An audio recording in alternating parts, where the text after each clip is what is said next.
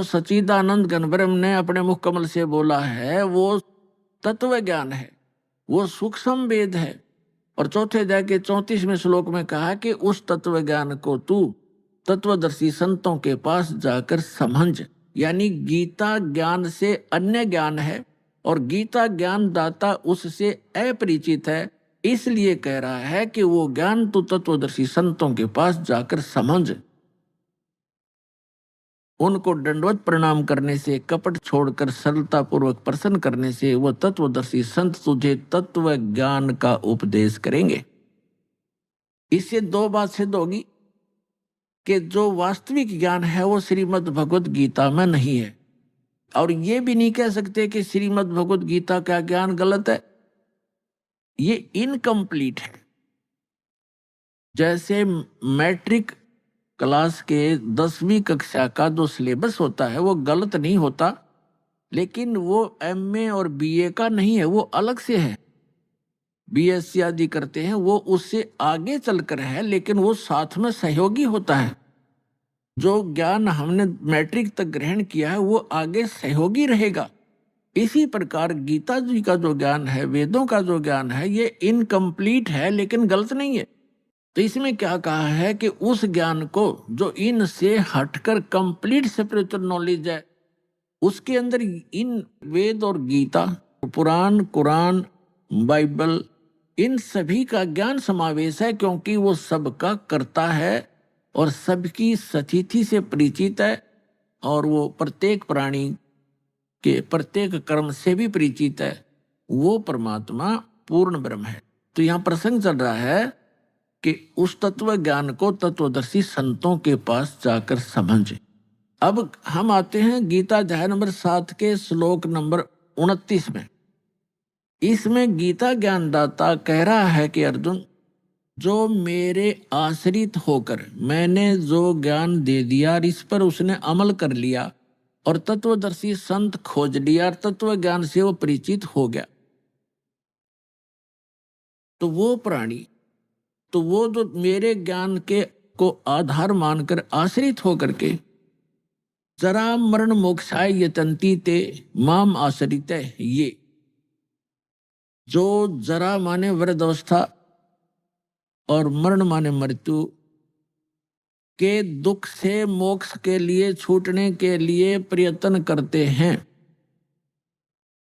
जो ते ब्रह्म तत्व विदु कृष्णम अध्यात्म अखिल च कर्मम।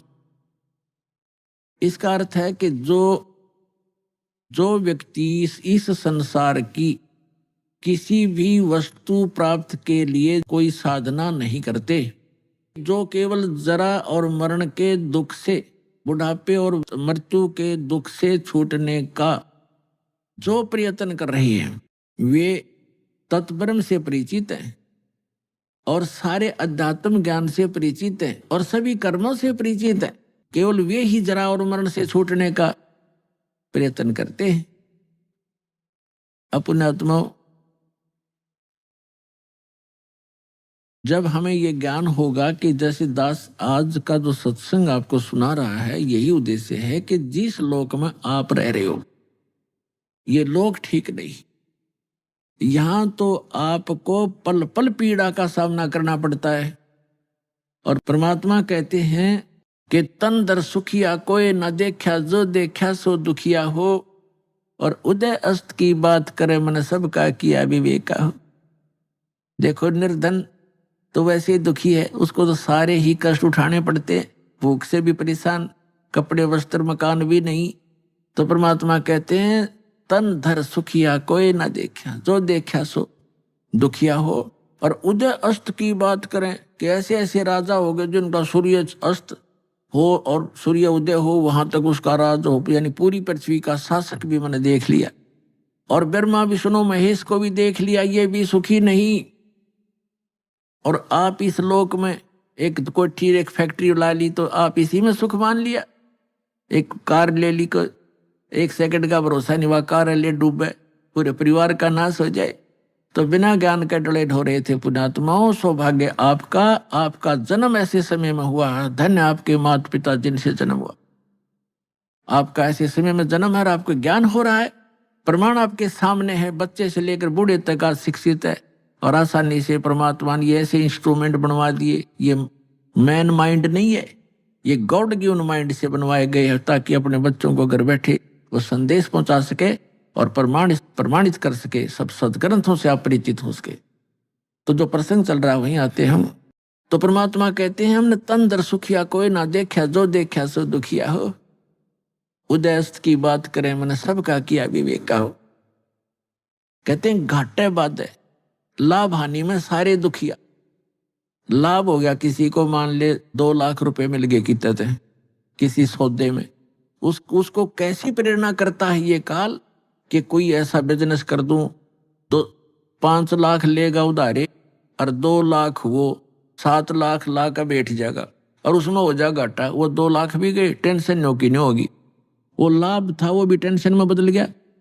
और घाटे में तो दुख होता ही होता है। कहते हैं घाटे बाधे, घाटा माने हानि और बाधा माने लाभ। लाभ हानि में भी दुख है, घाटे बाधे सब जग दुखिया। और के गृहस्थी बैरागी हो, सुखदेव ने इस दुख के डर से गर्भ में माया त्यागी हो। फिर बताते हैं कि जंगम दुखिया जोगी दुखिया तपस्वी को दुख दूना हो। आशा तृष्णा सब में व्यापत कोई मैल नहीं सुना हो। फिर परमात्मा कहते हैं कबीर परमेश्वर जी के साच कहूं तो जग नहीं माने, पर भाई झूठ कही ना जाई हो। ये ब्रह्मा विष्णु शिव जी दुखिया जिन ये राह चलाई हो। अपने आत्मा आज से 600 वर्ष पहले कोई ये कहे कि ब्रह्मा विष्णु महेश नासवान हैं, ब्रह्मा विष्णु महेश महादुखी हैं, तो सिर फुड़वाने वाली बात थी। क्योंकि आज इतना शिक्षित समाज है, स्वतंत्र भारत है और प्रजातंत्र है, उसके अंदर दास के साथ कितने जुल्म हो गए। या सच्ची कहने में झूठे मुकदमे बना दिए, जेल में डाल दिया है और रोज लाठी ठाठा हो या 1.5 आदमी। क्यों? उनकी रोजी रोटी बंद होगी, उनका ज्ञान समाप्त हो गया। पर जीखे बात नहीं बने, ये तो स्वीकार करना पड़ेगा क्योंकि जनता शिक्षित है।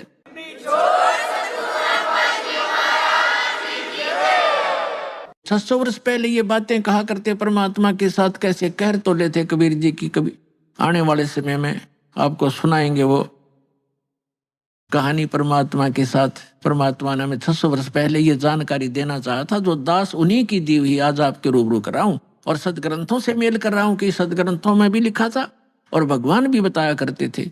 लेकिन ये अज्ञानी संत ऋषि महर्षि आचार्य और शंकराचार्यों ने हम तक ये ज्ञान आने नहीं दिया, विरोध करा दिया, हमें मूर्ख बना दिया और हमें हमारे सभी पूर्वजों को पशु बनवा दिया, भूत बनवा दिया और नरक बना दिया उनका जीवन।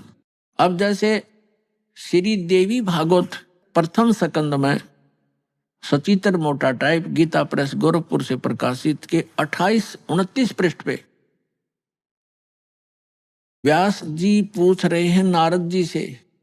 नारद जी बता रहे हैं कि मेरे पिता ब्रह्मा जी ने देखा कि विष्णु जी हठ योग कर रहे थे, समाधि लगाए बैठे थे। ब्रह्मा जी ने पूछा विष्णु जी से कि आप तो सर्वेश्वर हो, आप तो सारी उत्पत्ति करता हो, सबके मालिक हो, आप किसकी भक्ति कर रहे हो? तब विष्णु जी कहते हैं कि मैं अधिक समय तक तप करता हूं, तप के बाद फिर मैं राक्षसों को मारने में लगा रहता हूं, उनके साथ युद्ध करता हूं। कुछ थोड़ा बहुत समय मिलता है तो लक्ष्मी जी के साथ सुखपूर्वक समय बिता पाता हूं। और फिर कहते हैं मैं देवी की पूजा करता हूं, देवी की, दुर्गा की। और मेरे स्पिरिचुअल नॉलेज में, मेरे अध्यात्म ज्ञान में जितना मुझे ज्ञान है, इस देवी से ऊपर कोई भगवान नहीं। तो इससे ये सारा कंसेप्ट क्लियर हो गया। ना नारद जी ने ज्ञान, ना व्यास जी को ज्ञान, ना ब्रह्मा जी को ज्ञान और ना विष्णु जी को ज्ञान।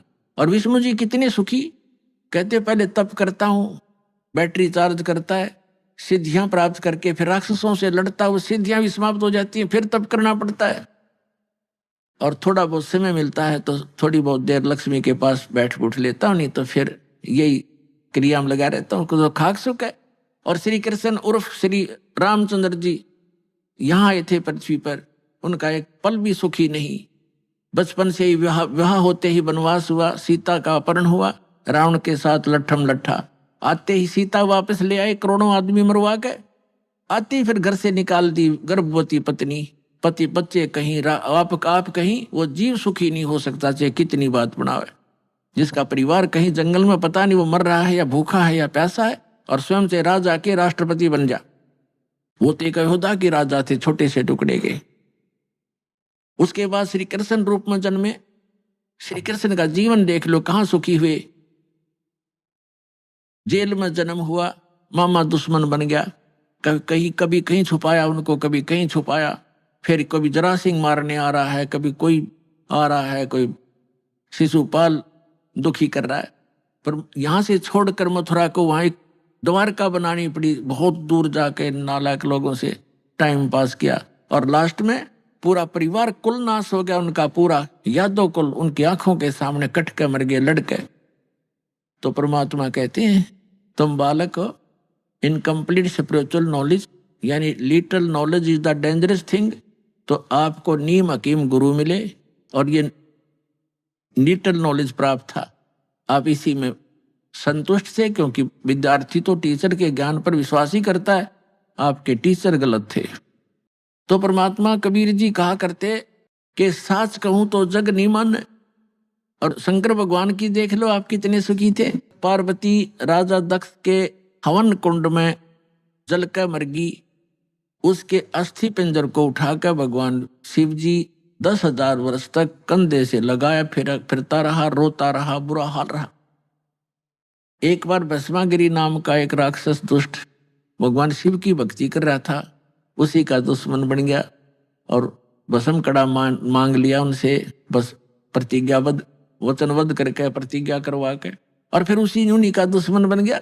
भगवान भाग रहे हैं, राक्षस पीछे पीछे भाग रहा है। तो परमात्मा कहते हैं आप जी इतने रंग गए इस अज्ञान के रंग में कि ये बात सुनकर भी प्रसन्न नहीं हो, आपने ये सुननी पड़ेगी। जय कल्याण चाहते हो, ये सुननी पड़ेगी। तो क्या बताते हैं भगवान के साच कहूं तो जग नहीं माने और झूठ कही ना जाई हो, और ब्रह्मा विष्णु शिव जी दुखिया जिन ये राह चलाई हो। फिर बताते हैं कि सुरपति दुखिया भूपति दुखिया, रंग दुखी व प्रीति हो, कह कबीर और सब दुखिया, एक संत सुखी मन जीती हो। कहते हैं सुरपति, देखो निर्धन समझता है धनवान सुखी, धनी व्यक्ति सुखी होगा। अब धनी सोचता है कि ये राजा लोग सुखी होंगे, राजनेता सुखी होंगे। अब राजा लोग कहते हैं कि स्वर्ग में सुख होगा, यहां तो हम कति दुखी। स्वर्ग के देवता ये समझते हैं कि इंद्र सुखी है, हम तो इसके अधीन है, पराधीन, सुख सपने है नाई। अब इंद्र सपने में भी सुख नहीं इंद्र को। इंद्र की ऐसी दुर्गति आप पुराणों पढ़ कर देखो। एक दुर्वासा नाम के ऋषि थे, उसने इंद्र को एक माला भेंट कर दी।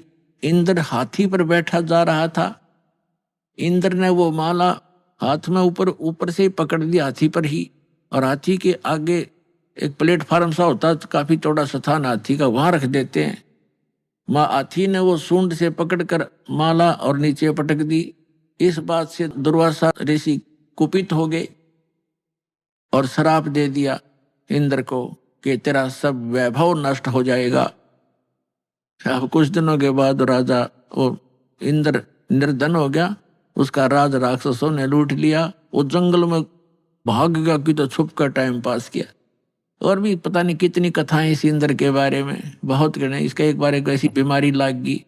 तो परमात्मा कहते हैं सुरपति दुखिया भूपति दुखिया, रंग दुखी बपरीति हो, कहे कबीर और सब दुखिया, एक संत सुखी मन जीती हो, संत सुखी मन जीती हो। तन दर सुखिया कोई न देखा, जो देखा सो दुखिया हो। उदय अस्त की बात करते हैं, मन सबको कियो विवेका हो, सबका किया विवेका हो। सुरपति दुखिया, भूपति पूरी पृथ्वी का मालिक भी दुखिया, राजा दुखिया, और रंग दुखी बपरीति हो, निर्धन तो स्वाभाविक दुखी है। फिर परमात्मा कहते हैं, कह कबीर और सब दुखिया, संत सुखी मन जीती है। जिन्होंने अपने मन को जीत लिया, केवल वही सुखी हो सकता है, और कोई प्राणी इस पृथ्वी 21 ब्रह्मांड में सुखी नहीं। अब मन जीती कौन होगा? अब मन को जीतना कोई बालकों का खेल नहीं है। मन को कोई रोक भी नहीं सकता। गीता ज्ञान दाता ने अर्जुन से कहा कि मन को जीत के इंद्रियों को काबू करे। तब अर्जुन ने कहा कि हे भगवान, इस मन को जीतना तो बड़ा कठिन है। तो गीता ज्ञान दाता भी इसी बात पर कहता है कि इस मन को रोकना तो अर्जुन वायु को रोकने के समान है। तो यहाँ परमात्मा ने जो अध्यात्म, जो कंप्लीट स्पिरिचुअल नॉलेज है, संपूर्ण अध्यात्म ज्ञान है, जिसको तत्व ज्ञान कहा है, उस सूक्ष्म वेद में परमेश्वर ने बताया है कि इस मन को रोका नहीं जा सकता, इसकी दिशा बदली जाती है। और जिस स्पीड से ये बुराइयों में ग्रस्त है, जिस स्पीड से बुराई कर रहा है, धन जोड़न में कति समर्पित है, या शराब पीने में लगा हुआ है, या कोई और डाकू बन गया है, चोरी करने में स्पीड खींच रहा है, तो इसकी दिशा बदल दी जाती है इस तत्व ज्ञान से। अब आगे बताएंगे, आज के प्रसंग में यही होगा। अब क्या प्रसंग चल रहा है कि 7वें अध्याय के 29वें श्लोक में कहा है कि इस तत्व ज्ञान से परिचित होने के उपरांत प्राणी केवल जरा और मरण से ही छूटने का प्रयत्न करता है, और वो तत्ब्रह्म से परिचित हो चुका है। गीता अध्याय नंबर 7 में केवल 30 मंत्र हैं। 29 में तो ये कहा है कि जो जरा और मरण से छूटने का प्रयत्न करते हैं, यानी वृद्धावस्था के डर से और मृत्यु के भय से, इस दुख से छूटने का जो प्रयत्न करते हैं, वो तत्ब्रह्म से परिचित है, सारे अध्यात्म से परिचित है और सभी कर्मों से परिचित है। 7वें अध्याय के 30वें मंत्र में सिर्फ इतना कहा है उस गीता ज्ञानदाता ने कि जो मेरे सत्य का ज्ञान रखते हैं वो मुझे ही जानते हैं और मुझे ही मानते हैं। फिर 8वें अध्याय के प्रथम मंत्र में अर्जुन ने प्रश्न किया कि हे भगवान, जो आपने 7वें अध्याय के 29वें श्लोक में जिस तत्ब्रह्म की जानकारी दी है कि उसको जानने के पश्चात ये साधक केवल जरा और मरण से छूटने का प्रयत्न करते हैं, यहाँ की किसी वस्तु की डिमांड नहीं रखते, तो किम तत्ब्रह्म, वो तत्ब्रह्म क्या है? 8वें अध्याय के 3रे श्लोक में श्रीमद् भगवत गीता में गीता ज्ञान दाता ने कहा कि वो परम अक्षर ब्रह्म है, यानी गीता ज्ञान दाता से अन्य है और वो 3रे नंबर का प्रभु है। अब हम फिर आते हैं गीता अध्याय नंबर 15 के श्लोक 16 और 17 पर। श्रीमद् भगवत गीता अध्याय नंबर 15 के श्लोक नंबर 16 में दो पुरुष, सरपुरुष और अक्षर पुरुष, इन्हीं को सरब्रह्म भी कह सकते हैं, इसको अक्षर ब्रह्म भी कहते हैं, इनके अन्य पर्यायवाची नाम हैं। और गीता अध्याय नंबर 15 के श्लोक 16 में कहा कि दो पुरुष हैं, एक सरपुरुष और एक अक्षर पुरुष, और ये दोनों नाशवान। इनके अंतर्गत जितने प्राणी हैं वो भी नाशवान। जीवात्मा तो किसी की भी नहीं मरती, हो तो कुत्ते की भी ना मरती, गधे की भी नहीं मरती। इसके तुरंत पश्चात गीता अध्याय नंबर 15 के श्लोक नंबर 17 में गीता ज्ञानदाता कहता है कि पुरुषोत्तम तो कोई और है। उत्तम पुरुष कहो चाहे पुरुषोत्तम कहो, पुरुषोत्तम तो कोई और है, उत्तम पुरुष है तू अन्य। ये वो इन दोनों से कोई और है, सरपुरुष और अक्षर पुरुष से। सर पुरुष कहो, सर ब्रह्म कहो, अक्षर पुरुष कहो, अक्षर ब्रह्म कहो, इनसे कोई और है, अन्य है, हटकर है, सेपरेट है। और परमात्मा इति उदाहरते, वही वास्तव में परमात्मा कहा जाता है। अपने आत्मा जिस लोक में आप रह रहे हो, कोई फ्लड से मर रहे हैं, कहीं भूकंप आ गया, कैंसर से पीड़ित है, किसी का वैसे एक्सीडेंट में मर जाते हैं, कोई किसी तरह दुखी है, कोई भी टेंशन से फ्री नहीं है, तो इस जिस लोक में हम रह रहे हैं, क्या यह परमात्मा का लोक हो सकता है? परमात्मा का अर्थ होता है श्रेष्ठ आत्मा, जो दुख देख नहीं सकता अपने बच्चों का। ये सतलोक है वो स्थान जहां परमात्मा का अपना स्थान है। ये तो एक रिजेक्टेड प्लेस है।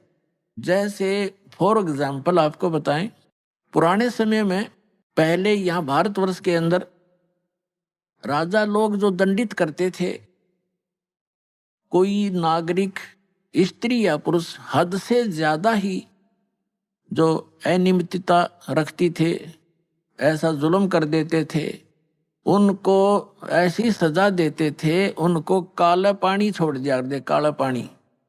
वो काला पानी था इंडोमान निकोबार द्वीप, जो समुद्र के बीच में चारों तरफ से घिरा हुआ समुद्र से और अपने भारत से 800 हजारों किलोमीटर दूरी पर।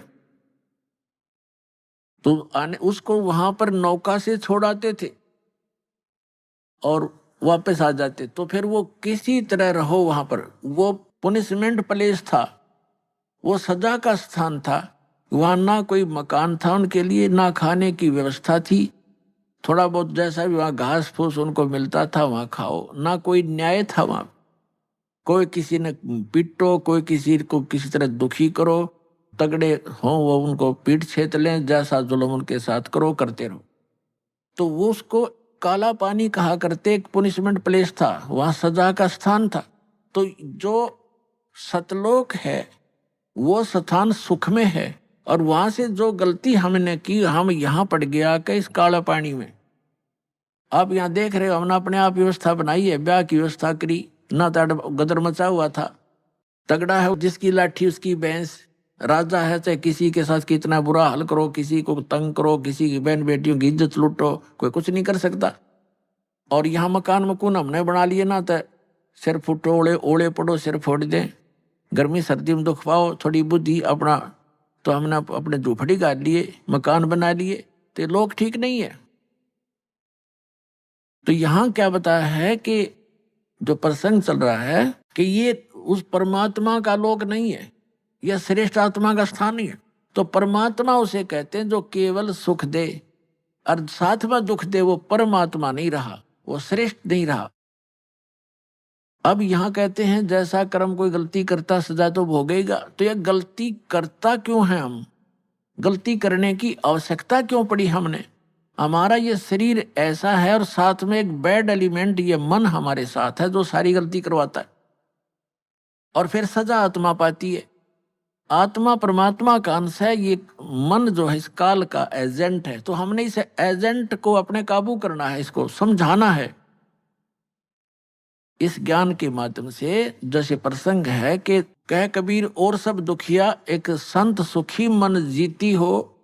तो प्रसंग जो चल रहा है, इस मन को कैसे जीतना है, इसको जीता नहीं जा सकता, इसकी हम दिशा डाइवर्ट करेंगे, इसको परिचित कराएंगे अच्छे और बुरे से। तो जो यहाँ हम कैसे करेंगे, जैसे अभी आपको बताया जाएगा। 15वें अध्याय के 17वें श्लोक में कहा है कि उत्तम पुरुष तु अन्य परमात्मा इति उदाहरत, जिसको भगवान कहा जाता है वो तो कोई और परमात्मा है। 8वें अध्याय के 3 श्लोक में आपको प्रमाणित कर दिया।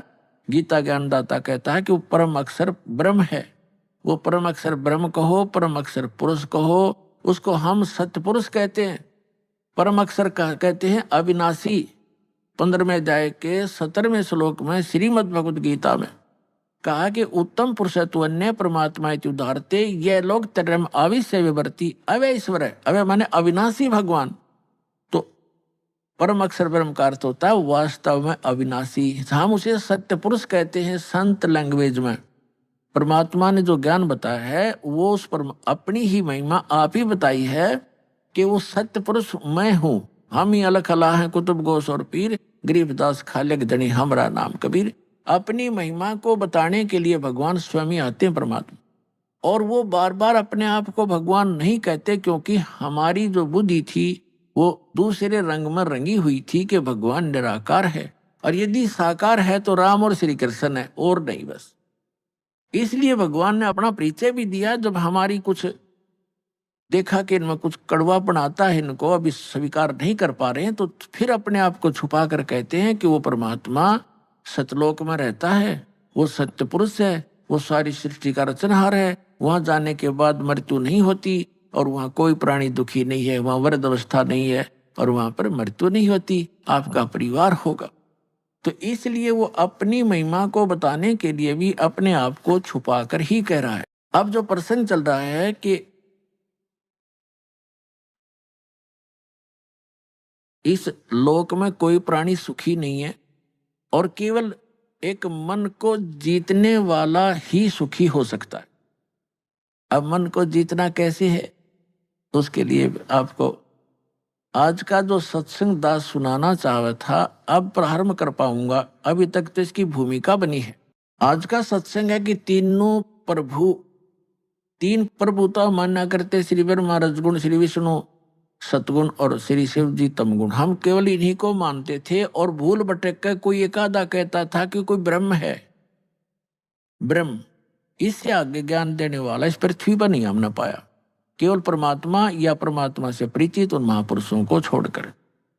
उनकी अमर वाणी में यह प्रमाण पहले ही था, उसको हम समझ नहीं सके, बेशक पढ़ते रहे। और फिर तीन पुरुष, इनसे हटकर वास्तव में तीन पुरुष कौन है? सरपुरुष 21 ब्रह्मांड का स्वामी, जिसको ब्रह्म काल कहते हैं, ज्योति निरंजन भी कहते हैं। और दूसरा अक्षर पुरुष, जिसको अक्षर ब्रह्म भी कहते हैं, जो 7 शंख ब्रह्मांड का स्वामी है। 7 शंख, नील पद्म शंख, ये गणित की रीति से समझा जा सकता है। और तीसरा जो परम अक्षर ब्रह्म है, गीता अध्याय नंबर 8 के श्लोक नंबर 3 वाला, गीता अध्याय नंबर 15 के श्लोक नंबर 17 वाला, वो असंख्य ब्रह्मांड का स्वामी, असंख्य यानी इंक्लूडिंग सरपुरुष एंड अक्षर पुरुष, इन सब के ऊपर जिसकी प्रभुता है उसको वासुदेव कहते। वासुदेव माने सबके ऊपर जिसकी प्रभुता है वो वासुदेव है।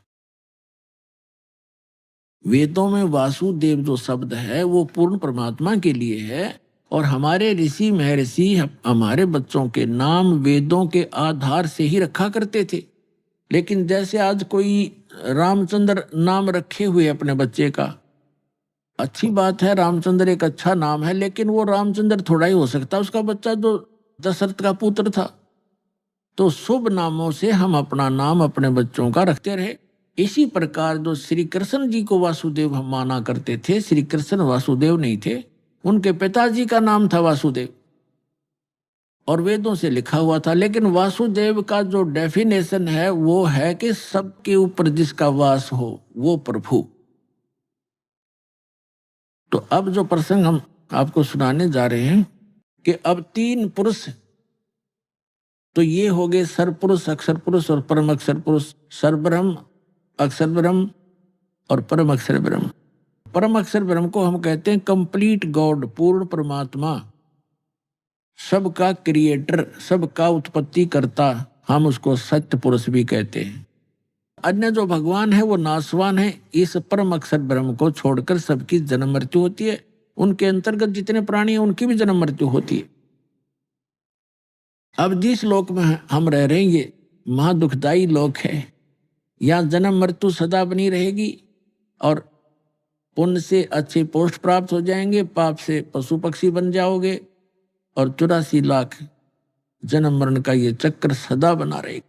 जब तक हम उस परम अक्षर ब्रह्म की भक्ति, उनके द्वारा बताए गए कंप्लीट स्पिरिचुअल नॉलेज, संपूर्ण अध्यात्म ज्ञान, तत्व ज्ञान के आधार से नहीं करेंगे, तो उसके लिए क्या बताया है? मन तो चल रे सुख के सागर, जहां शब्द सिंधु रत्नागर। मन तो चल रे सुख के सागर, जहां शब्द सिंधु रत्नागर। आपको सबसे पहले सुख सागर की डेफिनेशन बताते हैं, परिभाषा बताते हैं। सुख सागर किसे कहते हैं? शंखों लहर मेर की उपज, कहर नहीं जा कोई। दास गरीब अचल अविनाशी, सुख का सागर सोई। शंखों लहर मेहर की उपज, कहर नहीं जा कोई। दास गरीब अचल अविनाशी, सुख का सागर सोई। जहाँ शंखों लहर मेहर की उपजे और कहर नहीं जहाँ कोई। दास गरीब अचल अविनाशी, सुख का सागर सोई। आदरणीय गरीबदास साहिब जी गांव छुड़ानी, जिला झज्जर, हरियाणा में हुए हैं। इनको वो हमारे पिता मिले थे आकर, वो परमात्मा आए थे, उस दृढ़ भक्त को मिले थे। एक जाट थे, किसान थे, 1400 एकड़ जमीन थी, कोई मांगने खाने वाले, कोई भिखारी नहीं थे, या कोई रोजी रोटी के लिए कथा सुनाने वाले नहीं थे। ये खुद समर्थ थे, संपन्न थे। और उनको आकर परमात्मा 10 वर्ष की उम्र में मिले, सचखंड लेकर गए, जहां मालिक रहते हैं, जहां हम रहा करते थे पहले। हम यहाँ काला पानी आगे वहाँ गलती करके, अब हमें वापस ले जाया जा रहा है, सुधार करके। आपकी अपनी वृत्ति सुधारो, यहाँ के लोक की इच्छा हटाओ, और फिर वहां चलेंगे जहां हम सदा सुखी रहेंगे। यहां से तो जाना पड़ेगा, चाहे कोई खरबपति है, और ये भी पता नहीं कब छूट जाए जीवन। यहाँ की वस्तु की आशा करे, है तेरा धिक्कार है। अज्ञान भरा हमारे अंदर, बगैर ज्ञान के हम यहीं फंसे बैठे रहे। अब परमात्मा यहाँ बताते हैं कि क्या मांगू कुछ स्थिर न रहाई, और देखत नैन चला जग जाई। 1 लख पूत 1.25 लाख नाती, उस रावण के अज दीवा नवाती। फिर बताते हैं कि कहे कबीर अंत की बारी, जैसे हाथ झाड़ कर चला जुआरी। अब परमात्मा कहते हैं क्या मांगोगे तुम यहाँ पर, क्या मांगोगे? जैसे संतान नहीं, एक पुत्र मांग लोगे, चलो वो भी दे दूंगा। कोई निर्धन है, धन मांग लोगे। क्या एक कोठी एक कार मांग लोगे, वो तो कोई बात बड़ी नहीं। फिर इस तो बन गया क्या? क्या बताते हैं कि 1 लाख पुत्र थे रावण के। अब उस टाइम बड़ा भगवान कोई नहीं मानता, क्योंकि हाँ हमारी एक ऐसी भावना बनी हुई थी कि जिसका लड़का है, लड़की को तो हम संतान नहीं मानना थे, ऐसी दुर्बुद्धि होगी थी हमारी। जिनके पुत्र है तो वो संतानवान और भगवान माना जाता था, और जिसका संतान नहीं कहते बस वो तो उसका शक्ल भी ना देखो सुबह सुबह, ऐसी धारणा पर रखी थी, लेकिन यह गलत थी। अब परमात्मा कहते हैं रावण के 1 लाख बेटे थे, अर्जा सत भक्ति ना करने से रावण की क्या दुर्गति हुई। अंत में कोई ज्योति जगाने वाला नहीं रहा, घर में दीप जगाने वाला नहीं रहा। और इतना धन जो रावण के पास था, तो 7 जन्म नहीं इकट्ठा कर सकते। 1 लाख वर्ष की उम्र हो जाए तो नहीं इकट्ठा कर सकते। सर्व सोने की लंका थी वह रावण से रणधीरम, एक पलक में राज विराजी जम के पड़े जजीरम। फिर परमात्मा कहते हैं कि रति कंचन पाया नहीं, रावण चलती बार, 1 ग्राम सोना भी रावण साथ नहीं ले जा सका, यहीं छोड़कर चला गया। तो यहाँ परमात्मा कहते हैं कि ऐसे इस लोक से आपकी इच्छा हटेगी और आपको सच्चाई का पता चलेगा, तब ये मन आपको जो अन्य स्थानों पर घसीट कर ले जा रहा था, बुराइयों में घसीट रहा था, कहीं माया जोड़ने में, कहीं चोरी करने में, कहीं पर रिश्वतखोरी करने में, और कहीं पर फिर कोठी बंगले फैक्ट्री लाने में, तो फिर ये घसीटना छोड़ देगा। इसको ज्ञान हो जाएगा, ये आत्मा प्रबल हो जाएगी, इसको धिक्कारण लग जाएगी, फिर ये इसके साथ हो जाएगा। फिर इसकी स्पीड बना दी जाएगी भक्ति में, दान में। फिर ये इतनी ही स्पीड से इस साइड में लगेगा, और इसी स्पीड से फिर हम पार होंगे। जैसे घसीट कर हमें नरक में ले जाने की सब क्रियाएं स्पीड से करवा रहा था, फिर सतलोक ले जाने की क्रियाएं यही मन फिर उसी स्पीड से करवाएगा। ऐसे इसकी दिशा बदलेंगे। अब यहाँ प्रसंग चल रहा है कि सुख सागर की परिभाषा बताएंगे पहले, फिर वहां चलेंगे जहां पर क्या व्यवस्था वो बताएंगे कि शंखों लहर मेहर की उपजे, और कहर नहीं जहां कोई, दास गरीब अचल अविनाशी, सुख का सागर सोई। तो ये प्रसंग जो चल रहा था कि गरीबदास साहिब जी को परमात्मा मिले थे गांव छुडानी, जिला झज्जर, हरियाणा के खेतों में, जहां वो अपने ही खेतों में, अपने ही फील्ड में गरीबदास साहिब जी गौवें चरा रहे थे। गौ पाली गए हुए थे, और भी गांव के काफी बड़े बड़े भी, छोटे भी, यानी सबसे छोटी उम्र के गरीबदास जी ही थे। उनसे बड़े कोई 20 वर्ष का, कोई 25, कोई 40, कोई 50 वर्ष के भी व्यक्ति गौओं के साथ चराने के लिए फील्ड में ले गए थे। तो वहां से परमात्मा आए थे जिंदा महात्मा का रूप बना के सतलोक से, जैसा कि उनका विधान दास ने बताया, वेदों में प्रमाणित है कि वो परमात्मा ऐसी ही लीला किया करते हैं। तो गरीबदास साहिब जी को खेतों में, जंगल में मिले थे। लंबी कहानी है, फिर आने पर बताएंगे। अब जो प्रसंग है, तो उनको सचखंड लेकर गए, फिर वापस छोड़ा था 8-10 घंटों के बाद। तब उन्होंने आकर बताया है, क्या बताया है कि शंखों लहर मेहर की उपज, कहर नहीं जा कोई। कहर माने दुख, जैसे एक परिवार का इकलौता पुत्र था, रोग से मृत्यु होगी, किसी की दुर्घटना से होगी, तो कहर टूट गए। वो कहर था। या हम किसी को सताने के लिए प्रयत्नशील होते हैं, या किसी और सारा दिन हम दो रोटी के लिए ही जंग धोते रहते हैं। तो कहने का भाव ये है कि वहां शंखों लहर मेहर की उपजे, कहर नहीं जा कोई, वहां कोई दुख नहीं।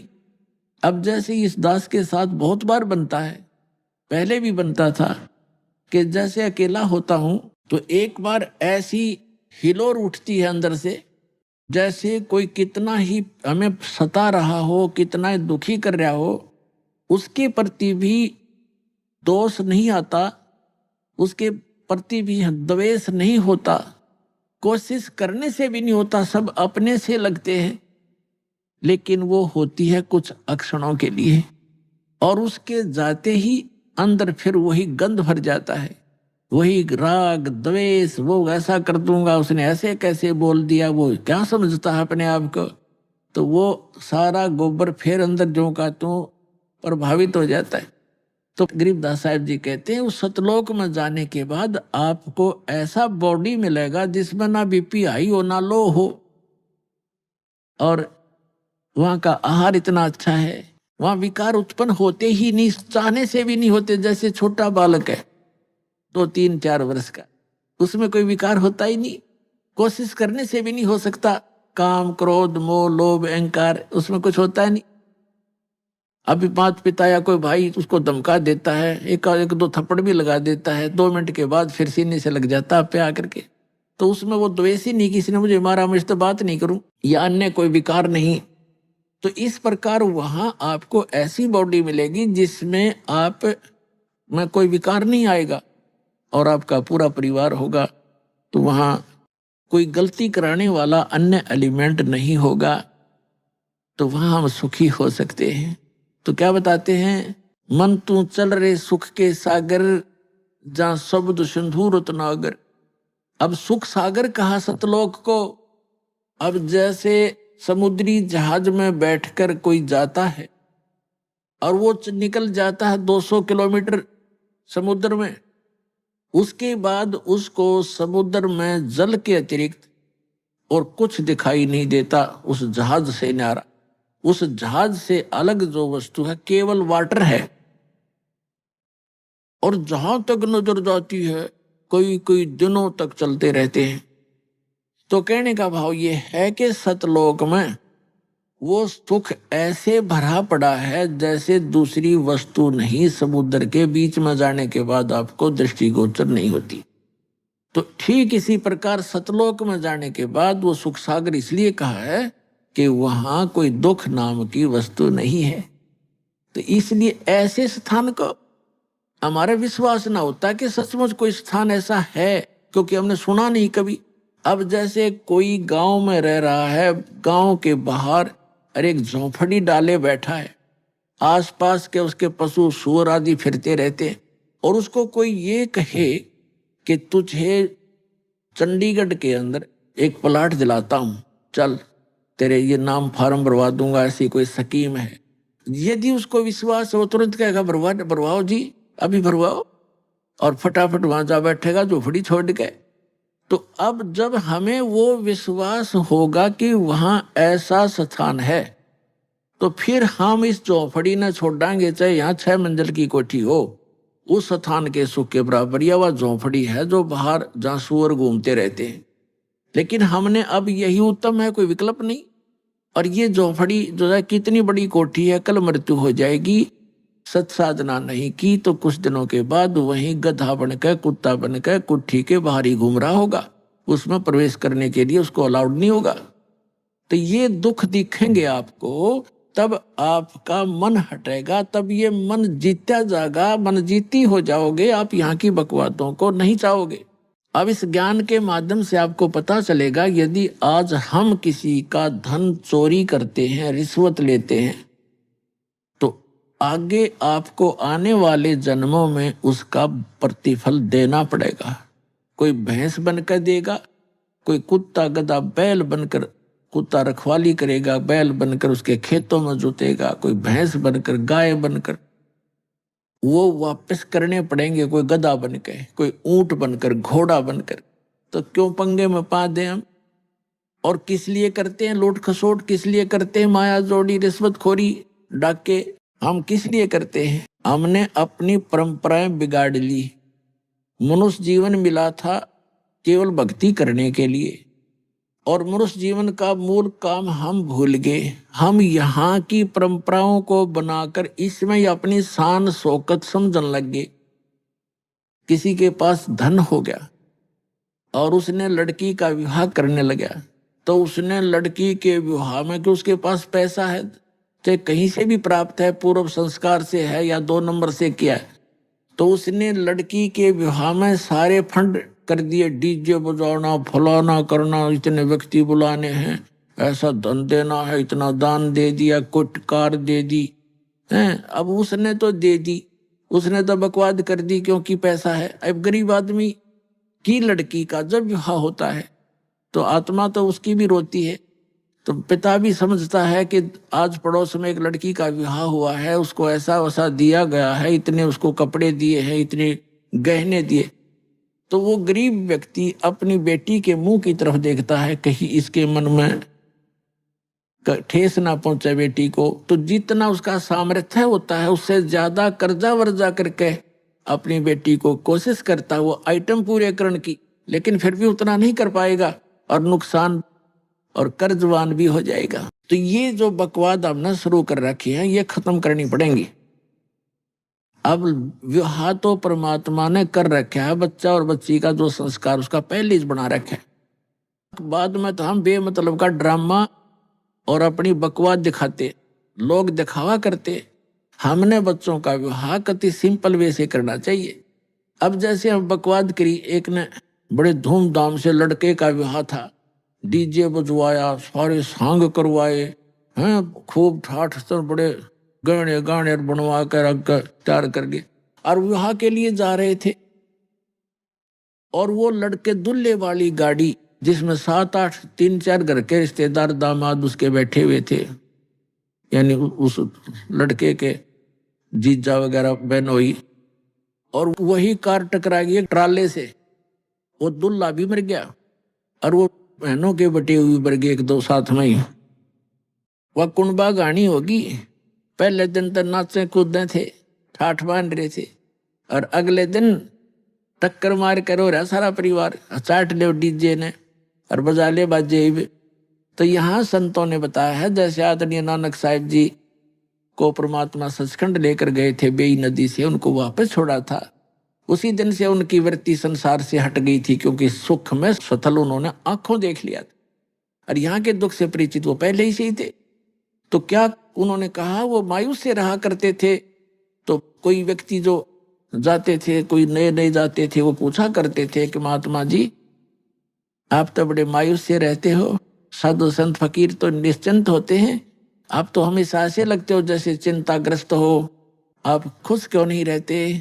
तब नानक साहब जी ने कहा था कि ना जाने काल की कर डारे और किस विध ढल जा पासावे, और जिनाते सरते मौत खुड़क दी उन्हानू केड़ा हासावे।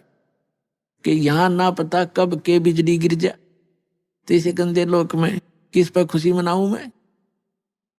अपना आत्माओं देखो, यहाँ प्रसंग जो चल रहा है कि सुरपति दुखिया भूपति दुखिया, रंग दुखी बपरीती हो, कह कबीर और सब दुखिया, एक संत सुखी मन जीती हो। तो दूसरा पहलू बताते हैं, जैसे नानक साहिब जी से किसी ने कहा कि आप क्या सब समय में ऐसा ही रहते हो, क्या आप कभी खुश नहीं होते? कहते खुश होता हूं, मुझे जो ज्ञान प्राप्त हुआ है, मुझे जो भगवान प्राप्त हुआ है, और जो विधि मुझे मिली है, और मैं सत्संग सुनाता हूं, जो सत्संग सुनने के लिए साधु संत यानी भक्त आते हैं, ये जब आते हैं तो मैं खुश होता हूं, और जब ये चले जाते हैं यहाँ से मेरे पास से तो मैं दुखी होता हूं। किस लिए खुशी होता हूं और किस लिए दुखी होता हूं?